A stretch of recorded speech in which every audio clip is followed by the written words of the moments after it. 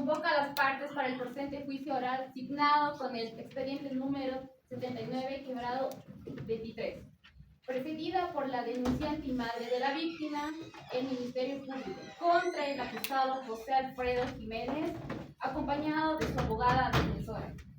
Muy bien, puesto por secretaría, pido un informe sobre la legal notificación y la presencia de las partes procesales en el presente acto procesal.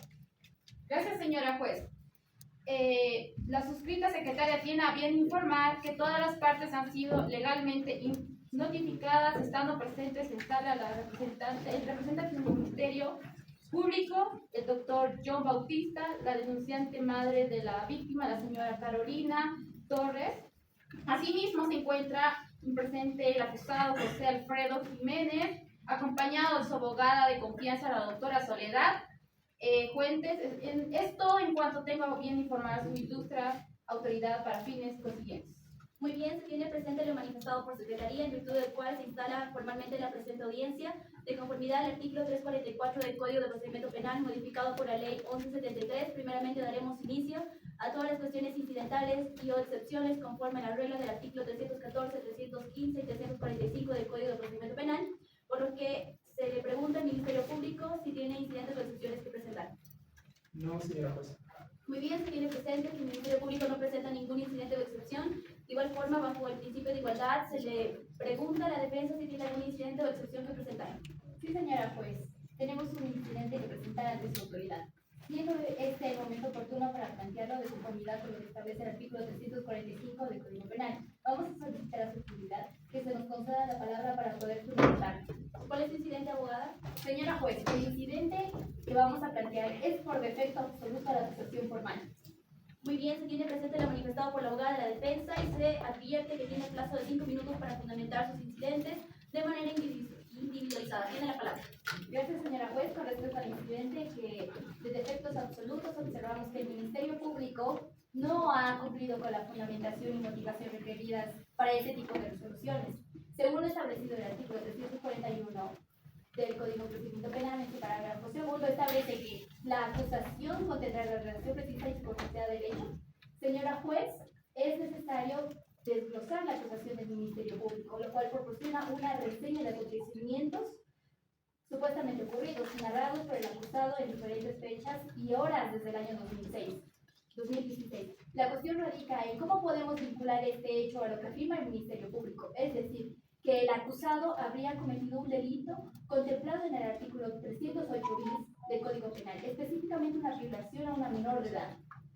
La relación abstracta y vaga presentado describe de manera puntual, no describe de manera puntual ni individualizada el hecho con los preceptos legales aplicables. En consecuencia, señora juez, mi cliente no ha tenido la posibilidad de adecuar su conducta al delito que se imputa, puesto que basándonos en estos argumentos es evidente que se ha vulnerado el derecho a la defensa y su vertiente del debido proceso. Solicitamos a su autoridad respetuosamente se declare fundamentado el presente incidente de defectos absolutos y se ordene la nulidad de la acusación y se ordena al Ministerio Público que dicte una nueva resolución por presente. Gracias, señora juez.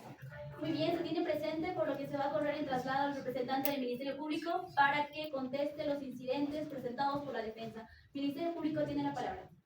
Muchas gracias, señora jueza. Siendo uso de la palabra, quiero hacer referencia al incidente que plantea la parte de la defensa.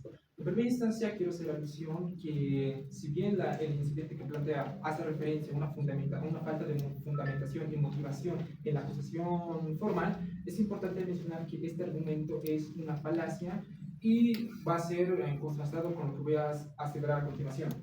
Si nos vamos específicamente a lo que es la acusación formal, que consta en fojas 198 a 200, nos vamos a encontrar que nuestra acusación formal se adecua específicamente a todos los requisitos que se han establecido en el artículo 341 de nuestro Código Procesal Penal.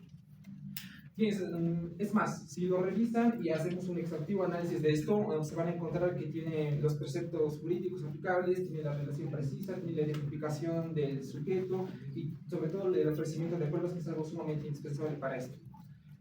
Además, señora juez, me gustaría comentarle una sentencia constitucional que es la 0172 quebrada 2019 y la ley 348, que hace referencia específicamente a que en delitos de violencia sexual no se puede pedir, no se exige decir un formalismo radical. Bajo ese sentido, y pese a eso, el Ministerio Público se ha adecuado y se ha esforzado en adecuar toda su acusación formal en base a los requisitos que establece el artículo 341 de nuestro Código Procesal Penal. Por ende, solicito a su autoridad muy respetuosamente que desestime el incidente planteado por la defensa. Muchas gracias. Se tiene presente lo manifestado por el representante del Ministerio Público y en base al voto unánime de los jueces técnicos se dicta la siguiente resolución. Visto. El incidente de falta de fundamentación de la acusación formal formulada por la defensa del acusado, quien argumenta que la acusación formal no cumple con los requisitos del artículo 341 del Código de Procedimiento Penal, en los numerales 2, 3 y 4, debido a la carencia de acción, la falta de subsumir los hechos al tipo penal y la falta de fundamentación al no existir una individualización clara. La vasta doctrina y jurisprudencia del Tribunal Constitucional han establecido ciertos presupuestos para la procedencia de excepciones e incidentes. Entre ellos se encuentra la necesidad de precisar la norma vulnerada, la aplicación de la norma, la afectación del derecho o garantía y la ocurrencia de un perjuicio. En cuanto a la fundamentación de la acusación formal tras una medición exhaustiva, se constata que la misma cumple con los requisitos del artículo 341 del Código de Procedimiento Penal, lo que proporciona una relación circunstanciada del hecho, fundamentación respecto al hecho fáctico del tipo penal imputado y un ofrecimiento de prueba. En consecuencia, no se evidencia vulneración al principio del debido proceso ni al derecho a la defensa. Se considera que los incidentes formulados por la defensa del acusado son abiertamente dilatorios. Por tanto, la suscrita juez, presidente noveno del Tribunal de Sentencia, en base a los fundamentos expuestos conforme al artículo 314-315 del Código de Procedimiento Penal, declara infundado el incidente formulado por la defensa del acusado, quedando todas las partes legalmente notificadas en audiencia. La palabra, señora juez. Tiene la palabra, señora abogada. Señora juez, de conformidad con lo establecido en el artículo 407 del Código de Procedimiento Penal, vamos a hacer uso de la reserva de apelación a la resolución que acaba de dictar su autoridad. Se tiene presente y que conste en acta. Prosiguiendo con el desarrollo de la audiencia, se le cede el uso de la palabra al representante del Ministerio Público para que fundamente sus alegatos de apertura. Muchas gracias, señora jueza. Haciendo el uso de la palabra, quisiera hacer referencia a lo siguiente. Todo surge a raíz de una denuncia que se ha presentado específicamente el 23 de septiembre del año 2022. Una denuncia donde se acusa a José, que es el ahora acusado, sobre la comisión de un delito, que es violación, que es el cual está tipificado en el artículo 308 del Código Penal. A raíz de esta denuncia, es lo que el Ministerio Público ha tomado acción y ha empezado lo que viene a ser la etapa de investigación. En esta etapa de investigación se han encontrado los suficientes elementos de convicción para demostrar que este sujeto, que es el ahora acusado, ha realizado y es probable autor de la comisión de este delito. Por ende, se ha realizado lo que viene a ser una orden de aprehensión, la cual ha sido ejecutada. Posteriormente se han pedido las medidas cautelares correspondientes y ahora se encuentra el acusado en esa instancia. Sobre las pruebas, señora jueza, me permito hacer referencia a que las mismas van a ser expuestas en el desfile probatorio, lo cual es importante mencionar que las pruebas tienen ese propósito de poder demostrarle que la conducta de este sujeto se adecua perfectamente al tipo penal que estamos haciendo referencia, que es el artículo 308 bis de nuestro Código Penal. También voy a pedir que solicitar que estas pruebas que se van a presentar al Ministerio Público sean judicializadas, para que sean valorizadas por su autoridad y posteriormente se dicte una sentencia condenatoria en contra de este sujeto acusado, imponiéndole una pena ejemplificadora que es la máxima, que es referente a 25 años. Muchas gracias. Se tiene presente, conformidad con el principio de igualdad, tiene la palabra la señora abogada de la defensa para que pueda plantear sus alegatos de apertura. Gracias, señora juez. Quisiera expresar ante su autoridad la posición que tenemos frente a este juicio. Nos encontramos ante un caso muy particular, puesto que la persona acusada hoy en día tiene oligofrenia y tiene demencia, que son enfermedades mentales, lo cual significa que su edad mental del acusado equivale de 9 años de edad. Nuestra intención es demostrar que las circunstancias que rodean este caso son sumamente delicadas y complejas, dado al estado mental del acusado. La denunciante, la madre de la presunta víctima, tiene influencia tanto de su ex esposo como de su pareja para presentar la denuncia desde una perspectiva que carece de fundamento. El hecho que el acusado presente oligofrenia y demencia plantea interrogantes cruciales para su capacidad de comprender y participar plenamente de sus eventos que lo imputan.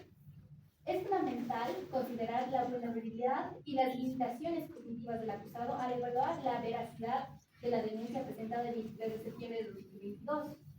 Un enfermo de esquizofrenia es aquella persona que es incapaz de conocer los valores morales y hacerlos servir para enfrentar su conducta. Es difícil que tenga una idea de lo abstracto y lo autocrítico de lo que sucede.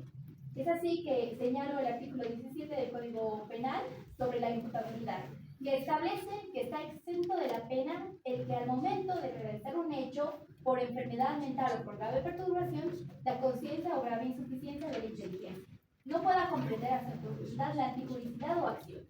Asimismo, señalo la sentencia constitucional 35-5-21 S2, que establece que la enfermedad mental determina la incapacidad psíquica y psiquiátrica.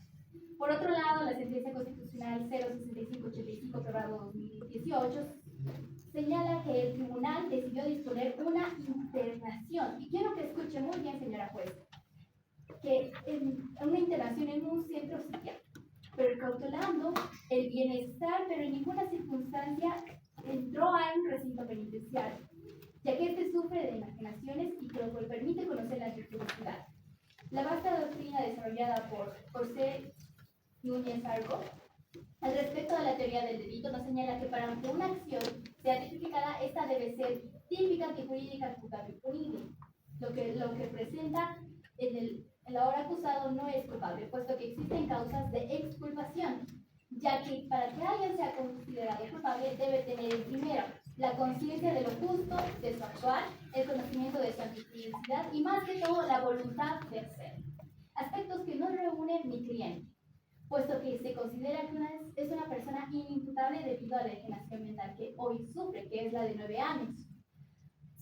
Se sostiene que, sostenemos, señor, que el fiscal de materia, señor John Bautista, al dirigir la investigación, debería haber tenido cuidado con la condición mental del acusado y haber actuado con una sensibilidad especial ante este caso.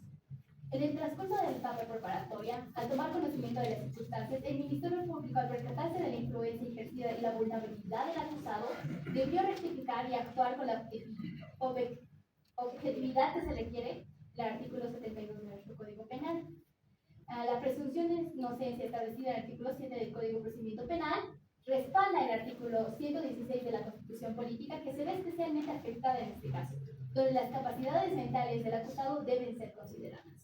Aunque reconocemos que la carga de la prueba recae sobre el acusador, que es el señor fiscal, nos comprometemos a presentar a través de un desfile probatorio los elementos que reflejen la condición mental del ahora acusado, así como testimonios y documentos y pericias que aporten particularidades en este caso.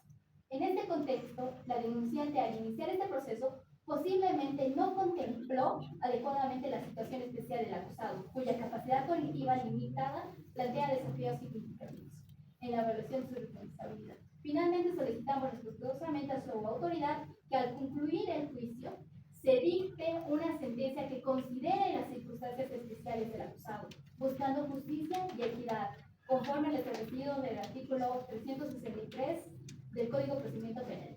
Muchas gracias. Se tiene presente lo manifestado por la abogada de la defensa. Continuando con el juicio oral, se pide al acusado José Alfredo Jiménez que pase a la palestra.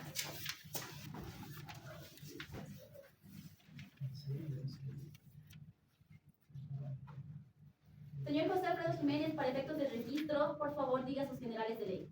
Muy buenas tardes, señor. Mi nombre es José Alfredo Jiménez, responsable de la identidad 8543-679.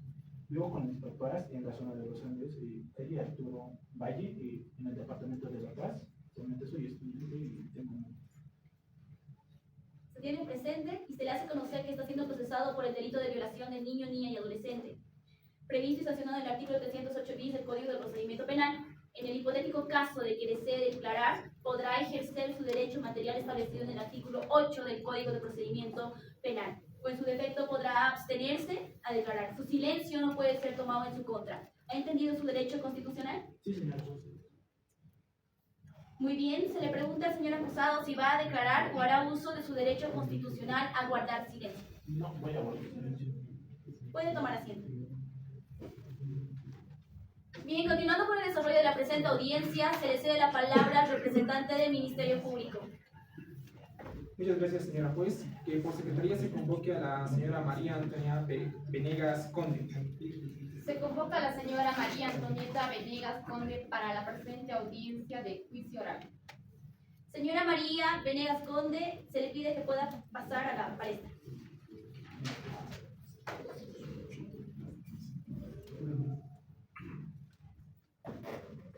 Buenas tardes, señora María Antonieta Venegas. Usted ha sido propuesta en calidad de testigo en el presente caso y ha sido convocada a solicitud del Ministerio Público para que pueda referir todo lo referente al caso en cuestión en relación al delito de violación infantil que sigue el Ministerio Público en contra del acusado José Alfredo Jiménez Fernández, por lo cual le voy a pedir que se ponga de pie y haga la señal de su fe. ¿Jura decir la verdad dentro del presente proceso penal civil en contra del acusado y nada más que la verdad en cuanto se le pregunte? Sí, juro. Siéntese, por favor, y diga sus generales de ley. Mi nombre es María Antonieta Venegas, con cédula de identidad 12360574, con un estado civil soltera, con una ocupación ingeniera y con un domicilio en la zona Los Andes, calle Arturo Valle. En el presente proceso se le realizarán algunas preguntas, primero por parte del Ministerio Público, posterior por el abogado de la defensa. Además, en la vía aclarativa, si así lo considera la suscrita abogada, también se podrán realizar las preguntas. Le explicamos que si alguna de las partes objeta alguna de las preguntas que se le haga, su persona puede esperar a que la suscrita lo resuelva. Es decir, podrá responder una vez que la suscrita haya decidido sobre la objeción o aceptación de la pregunta. ¿Ha comprendido esta explicación? Sí, señora juez. Representante del Ministerio Público, tiene la palabra. Muchas gracias, señora juez. Hago uso de la misma. Buenas noches, señora Venegas. En primera instancia quiero agradecerle por su participación en este presente juicio oral y como testigo clave quisiera preguntarle, ¿podría por favor describir su relación con la presunta víctima? Muy buenas noches, claro que sí, yo la conozco a la niña desde que nació, somos vecinas desde hace mucho tiempo y también nuestras familiares tienen alguna relación. ¿Podría compartir con la juez cualquier observación que haya hecho sobre la niña en el transcurso del tiempo que la conoce? Por supuesto, siempre la he visto a la niña, una niña alegre, juguetona y muy activa, siempre estaba rodeada de amigos del barrio y su comportamiento era típico de una niña de su edad. ¿Ha notado algún cambio inusual en su comportamiento recientemente? Hasta donde yo sé, era una niña alegre y activa de siempre. Sin embargo, después de lo ocurrido, es una niña que se la pasa llorando. Ahora, centrándonos en el acusado, ¿podría compartir con el presente tribunal cómo lo conoce, cuánto lleva conociéndolo? Sí, le conozco al señor acusado desde hace bastante tiempo, es vecino de nuestro barrio y es como una persona normal. Ahora, con respecto a la niña presuntamente afectada, ¿alguna vez lo ha visto en compañía del acusado? Claro, de vez en cuando lo he visto ahí con el señor acusado. ¿Algún comentario adicional que considera relevante sobre la relación entre la niña y el acusado? Bueno, claro, él siempre se ha comportado como una persona normal. Bien, muchas gracias, le agradecemos por su testimonio. Señora juez, no tengo más preguntas en este momento. Se tiene presente, no teniendo más preguntas, ahora se le cede la palabra a la señora abogada de la defensa. Muy buenas noches, señor juez y señora Venegas. Me gustaría hacerle unas preguntas y aclarar algunos puntos. ¿Cuánto lleva usted viviendo en el mismo vecindario que el acusado? Muy buenas noches, llevo toda mi vida en este vecindario viviendo y lo conozco al acusado desde hace mucho tiempo, como había comentado. ¿Podría describirnos la actitud del acusado a comparación con otros adultos? Sí, claro, él se comporta, como había mencionado, como una persona normal. ¿Usted ha notado algún cambio significativo en el comportamiento de los últimos años? No, absolutamente no, él siempre se ha comportado normal. Entendido. Ahora, con respecto a la presunta víctima, la niña en cuestión, ¿podría decirnos si ha observado algún comportamiento inusual en ella? No, para nada. ¿Ha presenciado alguna interacción específica entre la niña y el acusado que le haya llamado la atención? Bueno, sí los he visto jugando de vez en cuando, pero como mencioné antes, siempre ha sido el señor acusado una persona normal. Comprendo. Finalmente, ¿tiene alguna opinión sobre la capacidad del acusado para entender la gravedad de sus acciones, considerando su condición de oligofrenia y la demencia? En mi opinión, él siempre ha sido, como mencioné, como cualquier persona, y siempre a lo que yo sé, él trabaja, además, como lo mencioné, él está estudiando ahora. Muchas gracias, señora Venegas. No tengo más preguntas, señora juez. Muchas gracias por brindar su testimonio, señora Venegas. Puede retirarse. Dando continuidad a la presente audiencia electoral, se le cede la palabra al representante del Ministerio Público para que pueda referir todo al respecto de su prueba documental. Muchas gracias, señora juez. Con carácter previo pido que se me entregue por Secretaría el cuaderno de pruebas del Ministerio Público.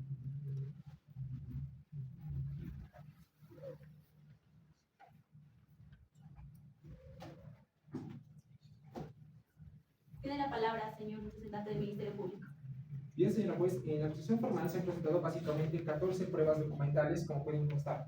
MP1, a continuación voy a empezar a individualizar cada uno de ellos. MP1 es una denuncia presentada, MP2 es un informe de inicio de investigación, el MP3 corresponde a una declaración informativa policial, el MP4 es un requerimiento fiscal para una entrevista psicológica, el MP5 es un informe de entrevista psicológica, el MP6 es un certificado emitido por el doctor Javier Rojas que concluye en un examen ginecológico que es compatible con acceso carnal, el MP7 es un informe de acción directa, el MP8 es una declaración informativa policial, el MP9 es la orden de aprehensión emitida por el Ministerio Público y como el MP10 es un requerimiento fiscal, el MP11 es un informe social de la misma fecha, el MP12 es una imputación formal, y el MP13 es un informe conclusivo policial y finalmente el MP14 es una impugnación formal interpuesta por el Ministerio Público. Ahora bien, de conformidad con el artículo 217 y el artículo 333, numeral 2, el Ministerio Público solicita que estas pruebas se incorporen por su lectura y sean judicializadas. Gracias, señoras. Representante del Ministerio Público, las pruebas documentales han sido judicializadas. Ahora se le pregunta a la defensa si tiene alguna prueba documental que desee. Muchas gracias, señora juez. Se proponen diversas pruebas con el objeto de respaldar la posición del acusado José Alfredo frente a la comisión de la violación. A continuación se detalla la prueba presentada, que es el informe psicológico del acusado, que demuestra la condición de oligofrenia del acusado, demostrando su línea limitada y la capacidad mental que, de conformidad con el artículo 217 y 333 del Código Penal, solicita la incorporación de su lectura y su debida judicialización. Gracias. De conformidad al artículo 333 del Código de Procedimiento Penal, las pruebas van a ser judicializadas y valoradas conforme al artículo 173 en sentencia. Por lo cual, continuando con la presente audiencia y habiendo concluido con el desfile probatorio, vamos a proseguir con los alegatos sucesivos. Por lo cual, tiene la palabra el representante del Ministerio Público. Muchas gracias, señora juez. Hago uso de la misma. El Ministerio Público ha sometido a consideración pruebas básicamente irrefutables y con testimonios contundentes que dejan claro, sin lugar a dudas, la culpabilidad y autoría del acusado respecto a la comisión del hecho delictivo tipificado en el artículo 308 del Código Procesal Penal. Hemos presentado pruebas que demuestran no solo la repetición de estos actos abominables de parte de este acusado, sino también este sujeto ha realizado ciertas amenazas tanto a la madre de la víctima y a la misma víctima, advirtiendo que si dice algo que la va a matar, causándole así un grave daño psicológico y también físico. Es importante mencionar que al día de hoy la víctima sufre varios eventos traumáticos. Además, me gustaría hacer referencia a que las pruebas presentadas por en persona como Ministerio Público han sido básicamente contundentes y señalan con una calidad de certeza que la adecuación de la conducta con el tipo penal 308 es básicamente esa. Hemos generado la convicción y sobre todo quiero hacer referencia a la prueba documental que ha sido presentada por la defensa, que consta básicamente en solo un informe psicológico. Según que pueda demostrar su condición de oligofrenia y demencia. Señora juez, esto no demuestra absolutamente nada, no genera los elementos de convicción necesarios para determinar que efectivamente el señor tiene oligofrenia y padece de esto. Lo que debería haber hecho la defensa es mostrar ciertos elementos documentales que podrían acreditar con mayor certeza esos documentos. Por ejemplo, el certificado médico que acredite la oligofrenia en el grado correspondiente. Lamentablemente la defensa no lo ha hecho. Certificado médico que acredite la demencia. La defensa tampoco lo ha hecho. Un dictamen pericial psiquiátrico forense que determine el grado de afectación de las facultades mentales. La defensa tampoco lo ha hecho. Finalmente, un examen neurológico que evalúe el estado psíquico del acusado. Lamentablemente, la señora juez, la defensa tampoco lo ha hecho. Estas pruebas básicamente no han sido presentadas, por lo tanto, un simple informe psicológico no nos genera esa convicción y esa certeza que su autoridad requiere para determinar la inimputabilidad del acusado. En ese contexto, solicito a su digna autoridad que se aplique la pena máxima para el acusado y que se remita a un centro de rehabilitación en San Pedro, buscando una justicia y protección de la sociedad ante los hechos tan atroces que hemos visto en este presente juicio. Muchas gracias. Se tiene presente lo manifestado por el representante del Ministerio Público. Como principio de igualdad tiene la palabra la abogada de defensa. Muchas gracias, señora juez. Es evidente que no podemos negar los hechos presentes en este juicio. No obstante, es imperativo considerar la condición de limpiofrenia y la demencia que presenta el acusado, confirmando su limitada capacidad mental. Recordemos que este cuenta con 9 años. Si bien no discutimos los actos cometidos, es crucial entender que el acusado enfrenta dificultades cognitivas que afectan su comprensión de las consecuencias de sus acciones. En virtud a esto, solicitamos la comprensión y la aplicación de medidas atenuantes en la pena que pudiera imponerse, tomando en cuenta el estado mental del acusado y la posibilidad que reciba de atención y el tratamiento adecuado en una institución especializada. La intención no es excusarlo de los actos, sino abogar a una sentencia que combine la justicia y también la compasión, garantizando que el acusado reciba la atención y el tratamiento necesario para su condición mental. Confiamos en su sabia sabiduría de este tribunal para considerar las circunstancias excepcionales y dictar una sentencia que refleje no solo la gravedad del hecho, sino también la necesidad de una rehabilitación y cuidado con el ahora acusado. Agradecemos su atención y confiamos en su sabiduría. Muy bien, se tiene presente lo manifestado por los abogados. Ahora, en conformidad con los artículos 357, 358 y 359 del Código de Procedimiento Penal, procedemos a la etapa de deliberación. Se declara un cuarto intermedio para llevar a cabo este proceso. Se reanuda la audiencia. De conformidad a los artículos 331 del Código de Procedimiento Penal, a continuación se dicta la parte resolutiva de la sentencia. El presente Tribunal Noveno, con jurisdicción en el Distrito Judicial de La Paz, ejerciendo sus funciones en primera instancia, falla conforme al artículo 364 del Código de Procedimiento Penal. En consideración a la condición mental del acusado José Alfredo Jiménez Fernández, no se ha llegado a comprobar la enajenación mental y en consecuencia su inimputabilidad. Por tanto, se dicta sentencia condenatoria, declarando al acusado culpable del delito de violación a niño, niña o adolescente, conforme a los artículos pertinentes de este código. Se le impone una pena privativa de libertad de 25 años a ser cumplida en el Centro Penitenciario de San Pedro. Finalmente, se señala una audiencia para la lectura íntegra de la sentencia el día miércoles 6 de diciembre de 2023 a horas 19. Con esta notificación quedan las partes legalmente informadas y se da por concluida la presente audiencia.